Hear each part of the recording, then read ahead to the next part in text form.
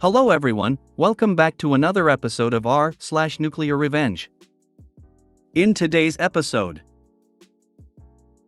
mess with my kids? Lose your house? Knock down a grade 2 listed building without permission? Have the council planner's office deny all your applications for the next 99 years? Before we get started, make sure to subscribe so you will never miss a video. So let's get started. Mess with my kids? Lose your house? I'm 50, got 2 stepsons, who I just call my sons as I've been in their life since they 8 and 10 and are now young men.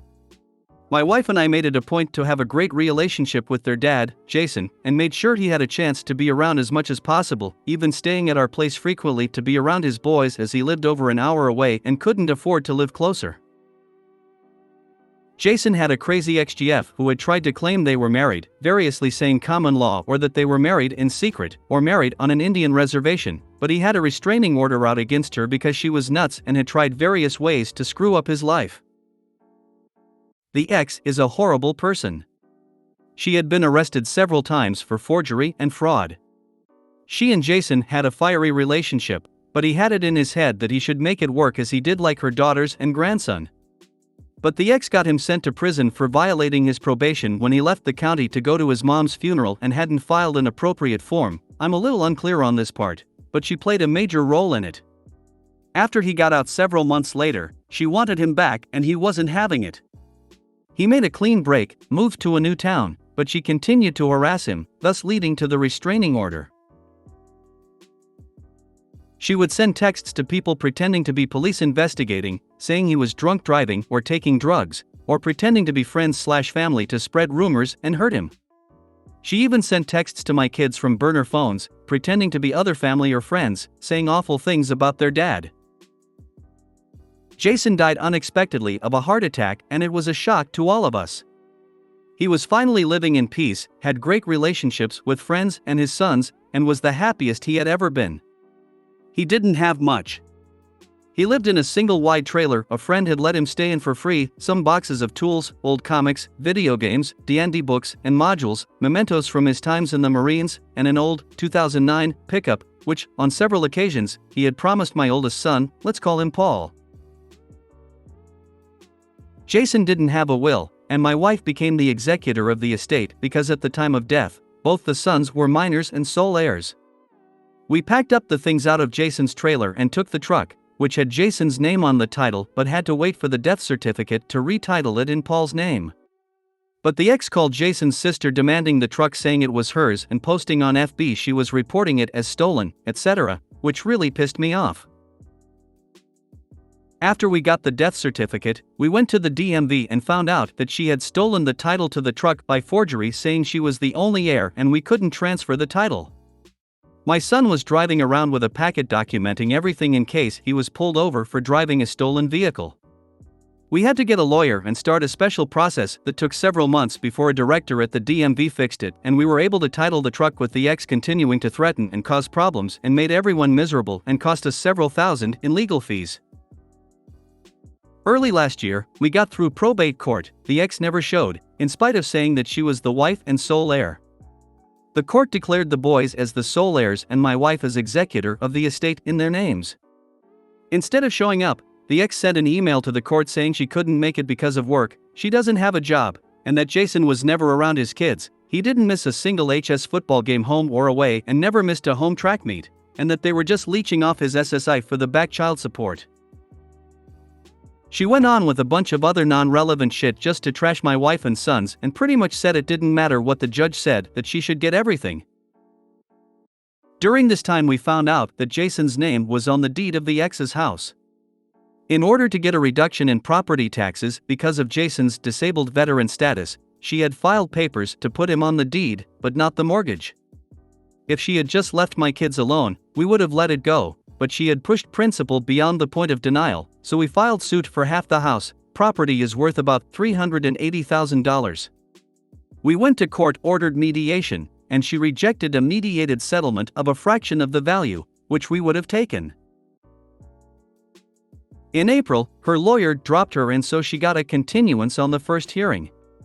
She then claimed that she had found a will from Jason designating her as sole heir, in addition to another signed paper that she found as a quitclaim deed from Jason for the house. I did wonder if it was this or her not paying him which caused him to drop her.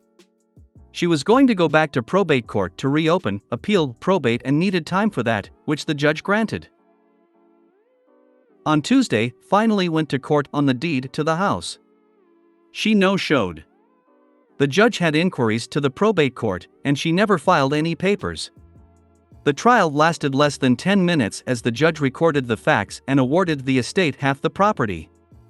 They will impanel 3 lawyers to determine how the property will be sold, and she's going to lose her house and for the first time in her miserable life, face the consequences of her actions. FAFO. Congratulations for winning the case. Sad, Jason wasn't around anymore to see his kids growing up. You and your wife done a tremendous job being a parents to the kids. Pray this case will end soon. I just want to let you know that I am your 1000th like. You're going to need an order of protection LOL.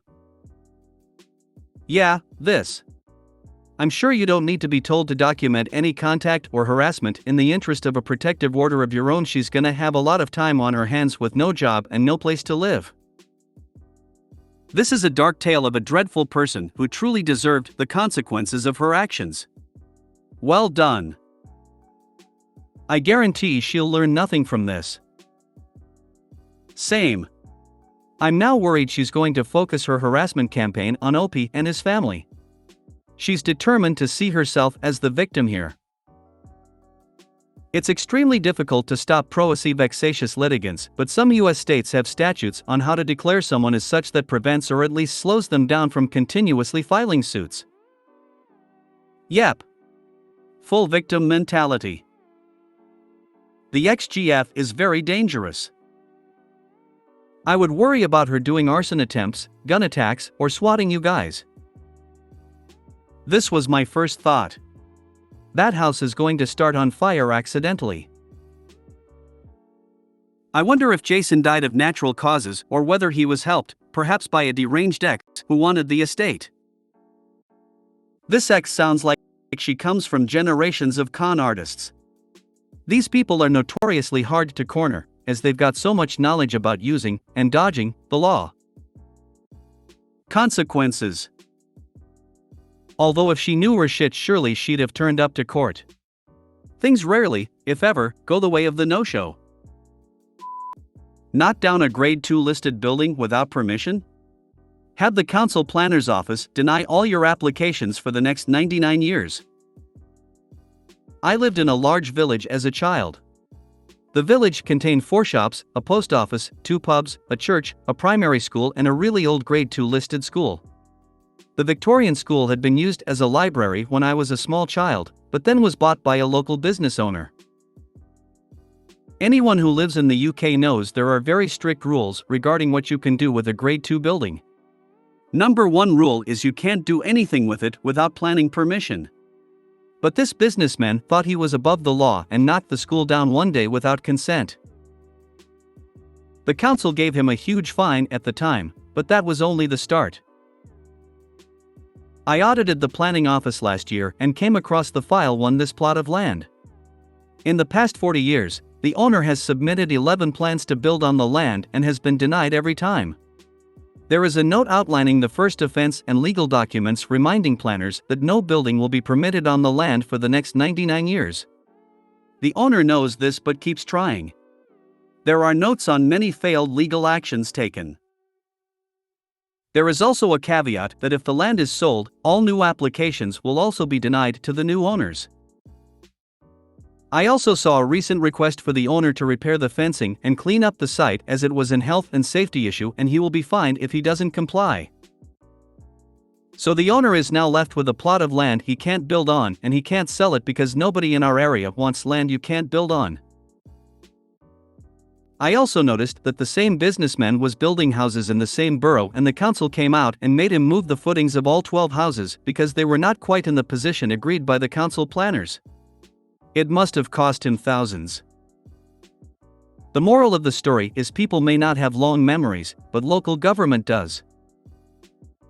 Still not as bad as the guy who knocked down the pub and they made him rebuild it brick by brick.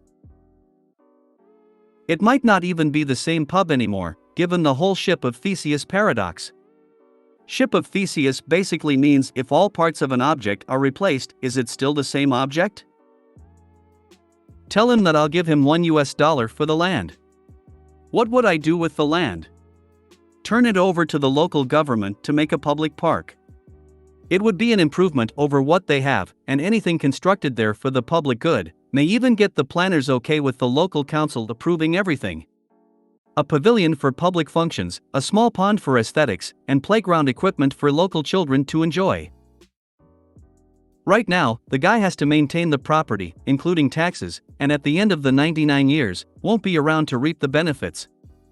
Your planners will still have years and years to make his life as miserable as they can. I used to work in a listed building. Country-renowned author and illustrator from the 16th century had been born and lived in that building. The rules were very strict and a pain to handle, but on the other hand my former employers had known what they were getting themselves into.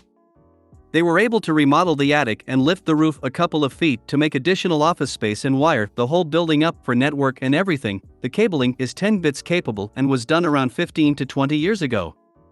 Changes to the interior of the building are a pain to get approved, but on the exterior no visible changes are allowed to be made. All windows need to be replaced by exact lookalikes. Internally they can offer better insulation, but externally they need to be wood, and the measurements of all the crossbraces need to be identical.